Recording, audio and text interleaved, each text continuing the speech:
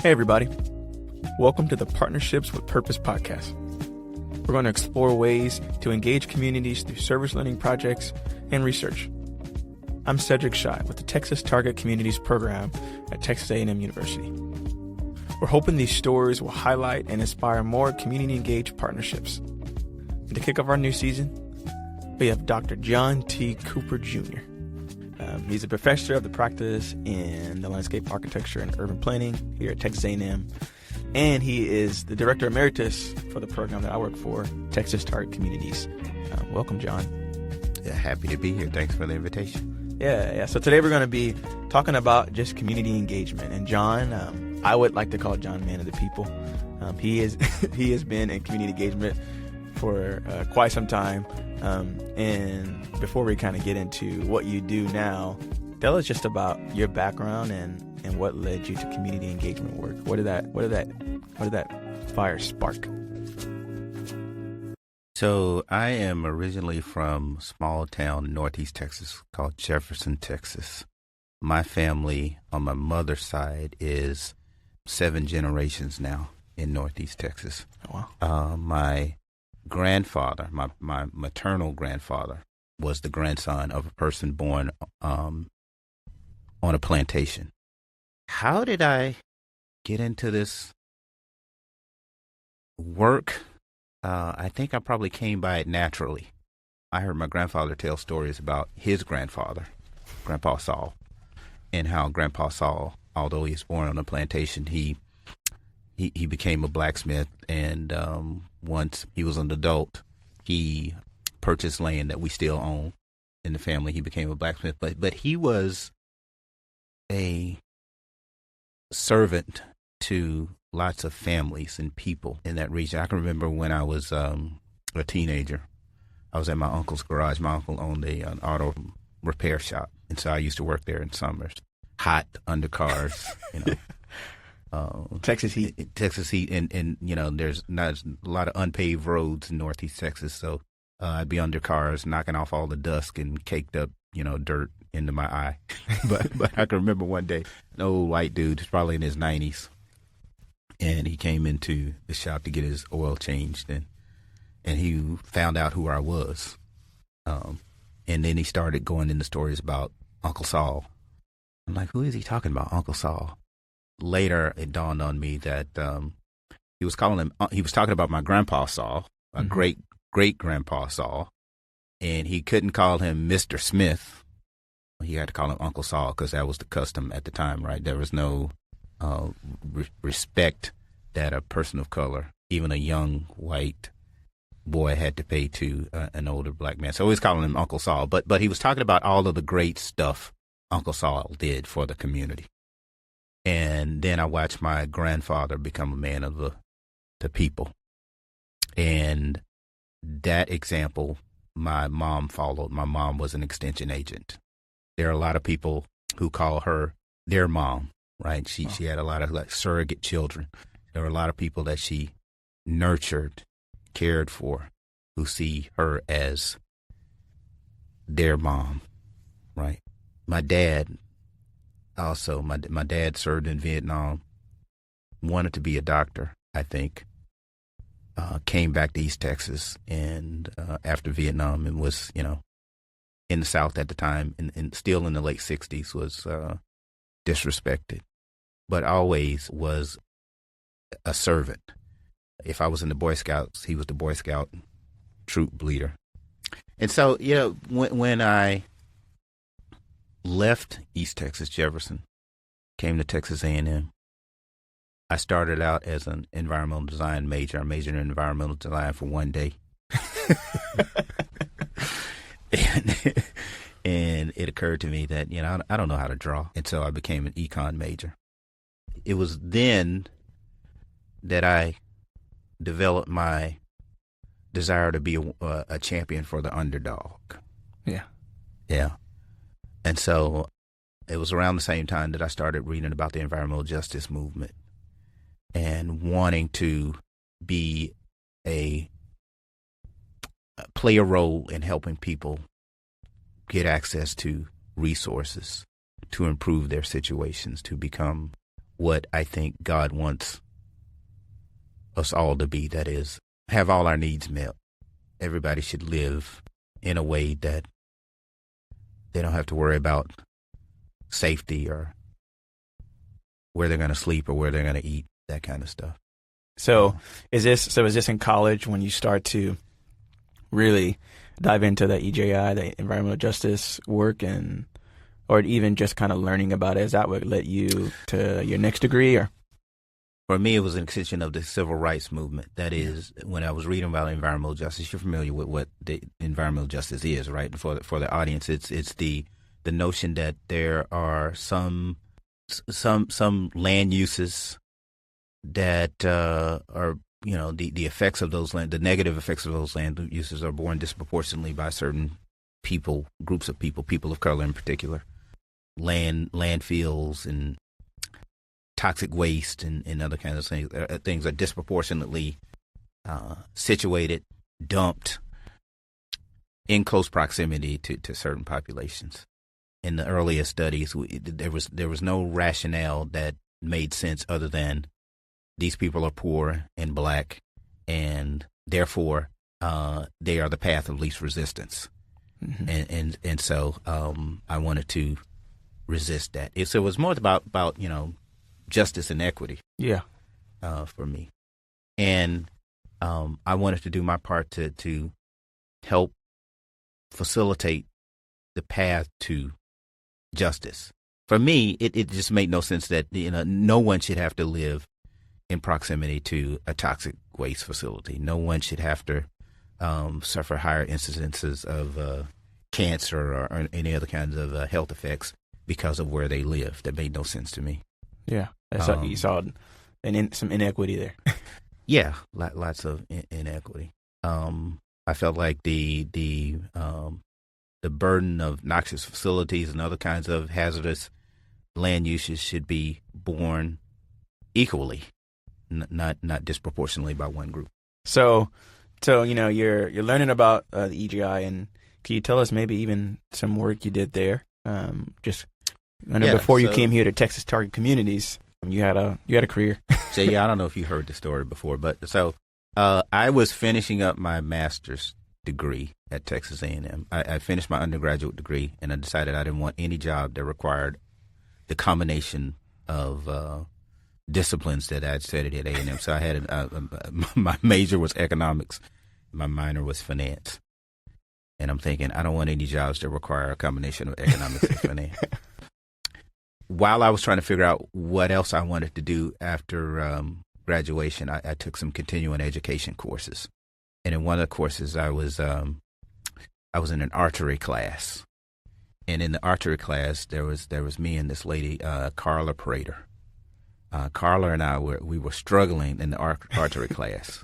It wasn't. We weren't sure that we were going to pass. And we were at the end of the line, just kind of encouraging, lifting each other up.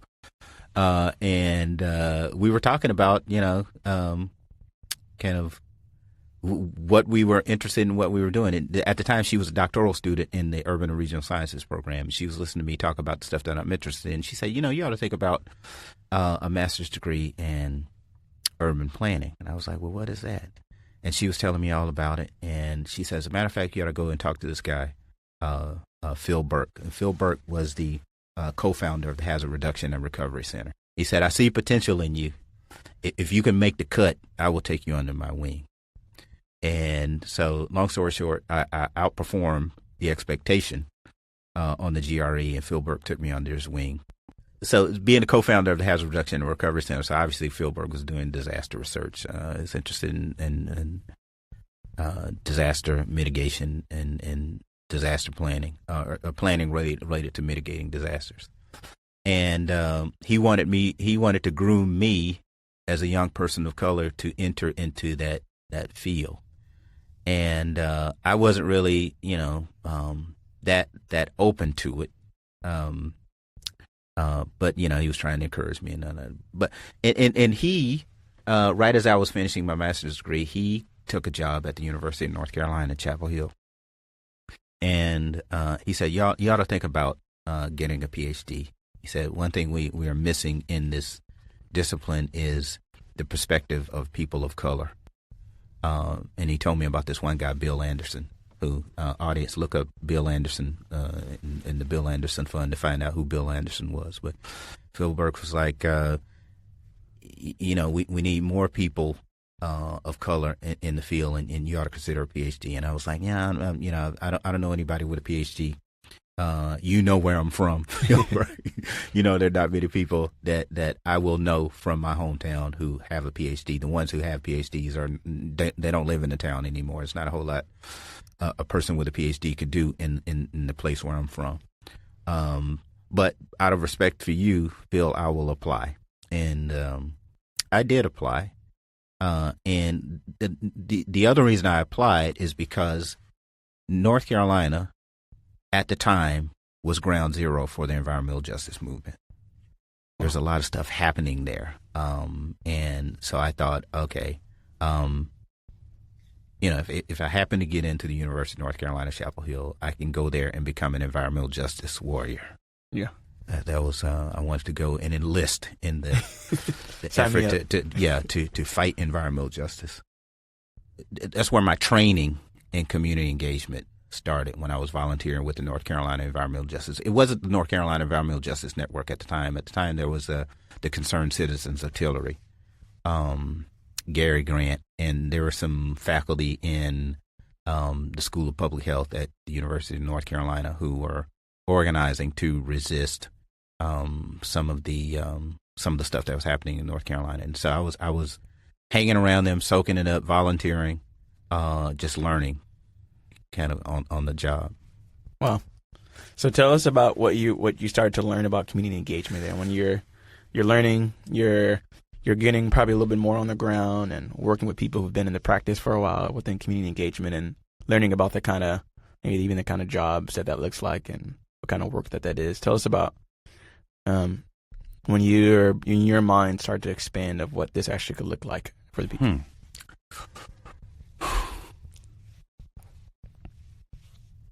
That's a good question. I think probably the first thing I learned was the value of listening, at least at the outset, just letting people get things off their chest. Yeah. Here's what's going on. Here's what we're dealing with.